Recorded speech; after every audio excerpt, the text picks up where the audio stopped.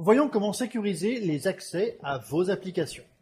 Dans vos applications, vous ne voulez pas que certaines personnes aillent dans certaines options ou dans certaines fenêtres. Par exemple, un commercial ne doit pas avoir accès à la paye.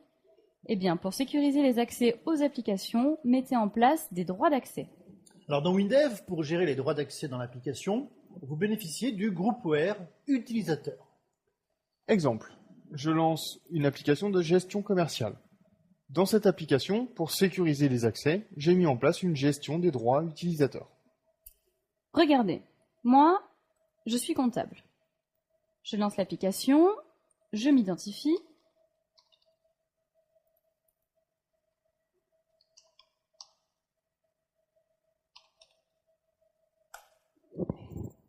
L'application se lance et j'ai accès à la gestion des clients, à la comptabilité, à la facturation, à la paye, mais je n'ai pas accès au packaging. Vous voyez, l'option est grisée. Moi, je suis commercial. Je lance l'application, je m'identifie. Alors vous le voyez, j'ai accès à tout ce qui touche à la gestion des clients, au packaging, ça me permet de renseigner mes clients. Par contre, tout ce qui concerne la comptabilité et la paye, eh bien, je n'y ai pas accès, c'est grisé. Alors voyons ensemble comment mettre en place ce contrôle des accès dans une application. Donc, pour vous montrer, on va ouvrir une sauvegarde de ce projet avant la mise en place du groupware. J'ouvre le projet.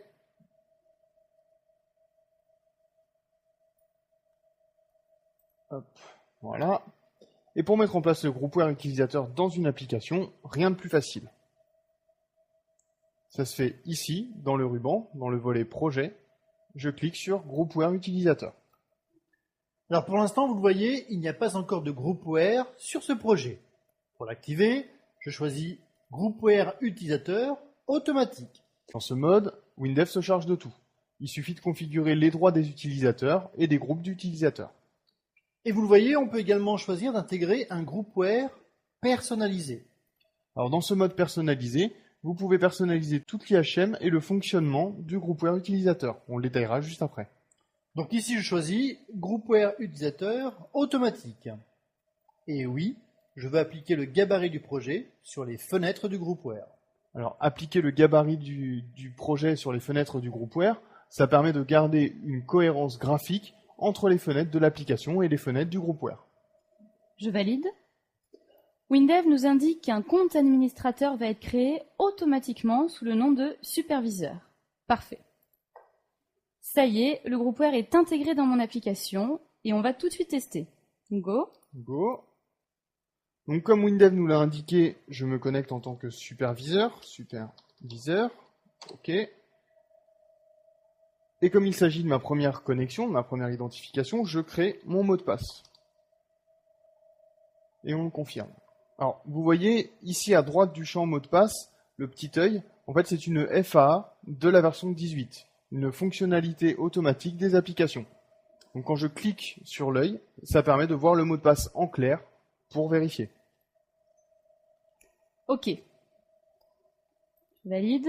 Maintenant, on est connecté en tant que superviseur.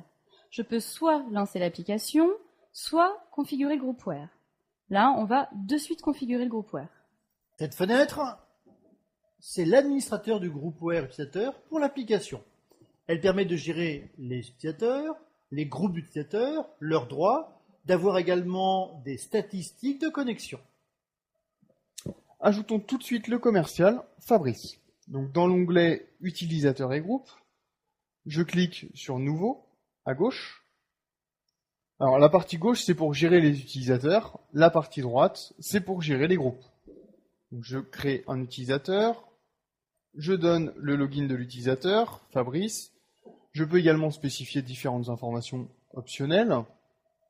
Alors au niveau du mot de passe, soit vous créez le mot de passe pour l'utilisateur, donc vous le connaissez et l'utilisateur ne pourra plus le changer, soit vous lui laissez le soin de le créer au premier lancement de l'application, et dans ce cas-là, en tant que superviseur, vous ne le connaissez pas. Fabrice, tu le créeras au premier lancement. Très bien. Je clique sur Enregistrer. Et donc je retrouve Fabrice dans la liste des utilisateurs. Ensuite, des commerciaux, il y en a plusieurs. Donc je crée un groupe commerciaux. Comme ça me permettra de définir les droits pour tous les commerciaux en une seule fois. Je crée mon groupe commerciaux, enregistrer. Voilà.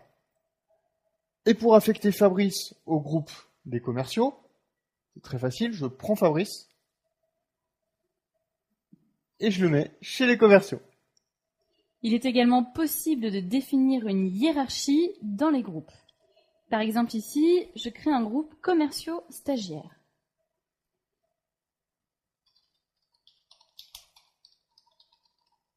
J'enregistre et par drag and drop, je le mets dans le groupe commerciaux. Et toujours par drag and drop, je peux déplacer un utilisateur d'un groupe à l'autre. Par exemple, Fabrice, il a été dégradé, il passe chez les commerciaux stagiaires. Non, je plaisante, je vais le remettre chez les commerciaux. Ok, voilà pour la création des groupes et des utilisateurs. Évidemment, vous pouvez avoir autant de groupes et d'utilisateurs que vous voulez. Ok, les utilisateurs, c'est fait. Mais les droits, comment est-ce qu'on les définit? Tout simplement dans l'onglet Gestion des droits. Je définis les droits pour un groupe d'utilisateurs ou pour un utilisateur en particulier. Alors pour définir les droits, moi je vous conseille de toujours commencer par les groupes de plus haut niveau, et ensuite de descendre dans les sous-groupes, pour finir au niveau des utilisateurs. Oui, parce que les sous-groupes héritent des droits des groupes. Donc ça vous permet de ne pas refaire 40 fois les mêmes opérations, et surtout de ne rien oublier. Ici, définissons les droits pour le groupe des commerciaux. Suivant.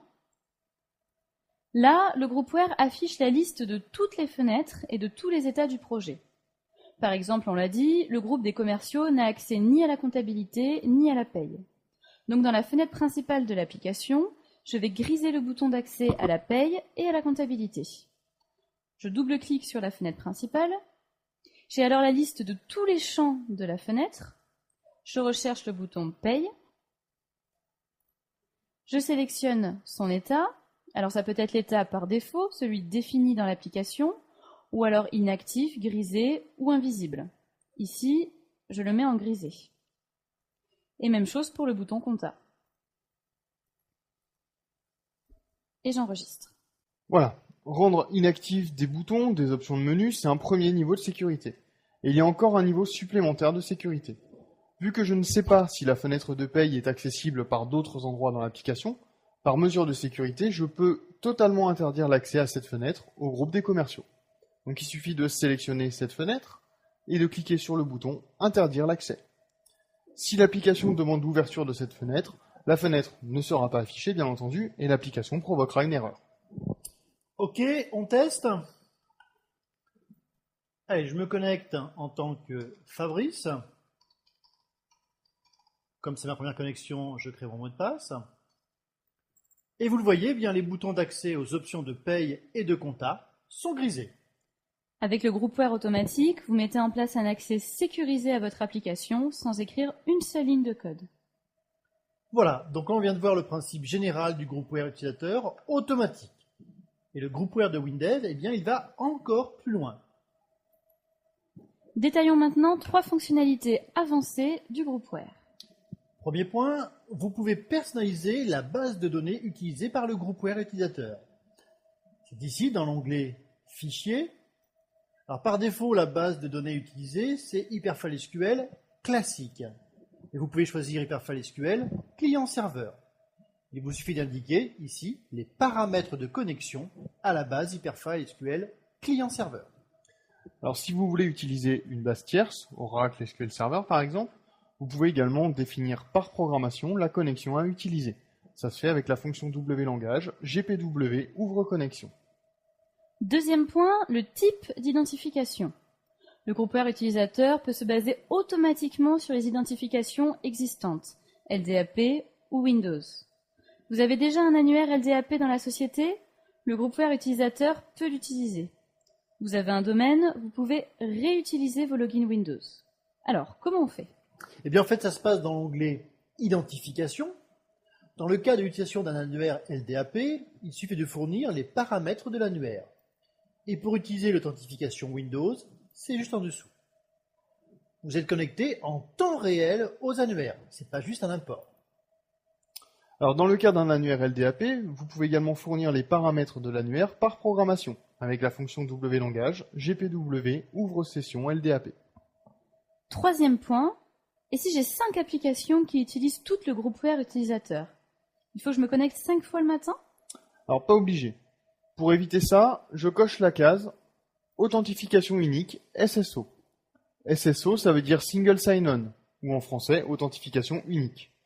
Avec ça, les utilisateurs s'identifient une seule et unique fois pour toutes les applications qui utilisent le groupware SSO. Dernier point que je voulais vous montrer sur le groupware, la personnalisation du groupware par programmation. Par exemple, si l'utilisateur est en congé, il n'a pas le droit de se connecter à l'application. Autre exemple, vous pouvez souhaiter à l'utilisateur son anniversaire lorsqu'il se logue le matin. Vous pouvez écrire le traitement double langage pour faire ça. Vous faites ce que vous voulez. Alors pour activer le groupware utilisateur personnalisé, toujours dans la fenêtre de paramétrage du groupware utilisateur, onglet Intégration, je choisis Groupware utilisateur personnalisé. Je valide. En choisissant ce mode personnalisé, WinDev intègre dans votre projet le composant interne WD-GPU. Ce composant interne contient les fenêtres du groupware, le code et l'analyse du groupware utilisateur. Et vous en faites ce que vous voulez. L'une des priorités principales des DSI, c'est la sécurité. On vient de le voir dans ce sujet, WinDev permet de sécuriser facilement et en standard l'accès à vos applications et aussi, de fait, l'accès à vos données.